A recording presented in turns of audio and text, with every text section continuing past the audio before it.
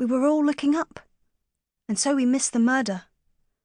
I have never seen Daisy so furious.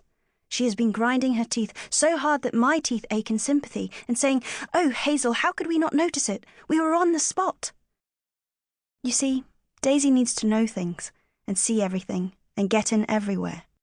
Being reminded that, despite all the measures she puts in place, having informants in the younger years, ingratiating herself with the older girls and Jones the handyman and the mistresses, there are still things going on at Deepdean that she does not understand. Well, that has put her in an even worse mood than the one she has been in lately. And, if I am honest, I feel strangely ashamed. The Detective Society has solved 3 real murder mysteries so far, and yet we still missed a murder taking place under our noses, in our very own Deepdean School for Girls, the place where we began our detective careers 1 year ago. It really is funny to think about that. It seems in a way as though we have not moved at all, or as though we have made a circle and come all the way back to the beginning again. I suppose I still look almost exactly like the Hazel I was when I ran into the gym and found Miss Bell, our science mistress, lying on the floor last October. I am not much taller anyway.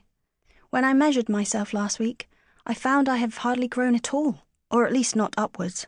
My hair is still straight and dark brown, my face is still round, and I still have the spot on my nose. I suppose it must be a different spot, but it does not look that way. Inside, though, I feel quite different. All the things that have happened the past year have made me quite a new shape, I think. One who has faced up to the murderer at Daisy's home, Fallingford, and defied my father to solve the Orient Express case. On the other hand, sometimes I think that even though Daisy keeps on shooting upwards and becoming blonder and lovelier than ever, she has stayed the same inside. She bounces back from things like a rubber ball. Not even what happened at Fallingford could truly alter her.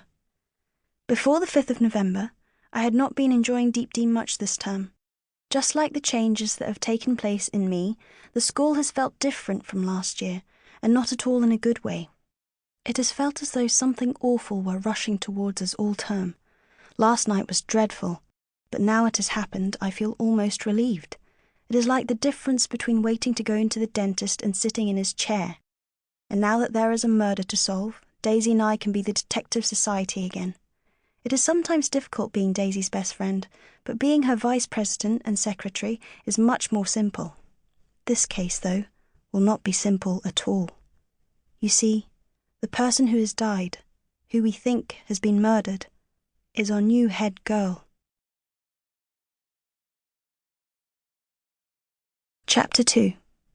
This case began yesterday, on Tuesday the 5th of November, but all the same, to explain it properly, I must wind backwards, all the way to the end of summer term.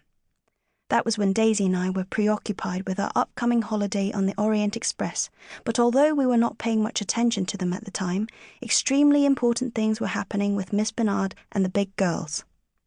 For the purposes of this new casebook, I must mention who Miss Bernard is. You see, after the case of Miss Bell was over, there were almost no mistresses left at Deepdean. This means that everyone except red-haired dramatic Mamselle, old Mr. McLean, and Miss Lappet with her big bosom is entirely new since last December.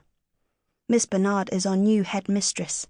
She is slender and tall, and I think quite young, at least there is still brown in her hair. She is also calm and kind and sensible, and she has a way of making you feel safe, something Deepdean badly needs after last year. But sometimes kindness is not the best thing. As Daisy always says, it is no good being nice if the people you are being nice to are not nice themselves. Now Miss Griffin, our last headmistress, always chose the next head girl at the end of each school year. She knew every girl's character and judged it carefully before she made her choice. But Miss Bernard did not know any of the big girls really well by the time it came to make her selection last summer term, and so instead of choosing, she let it go to a vote. And that was quite disastrous, for it meant that Elizabeth Hurst could bend the vote her way and have herself elected head girl. The outside of Elizabeth Hurst was not particularly remarkable. She was tall and broad-shouldered, with a pale face and sandy hair, just like most of the girls at Deepdean. The only clue as to what was inside her was the smile at one side of her mouth. It never went away, and it was not a very nice smile.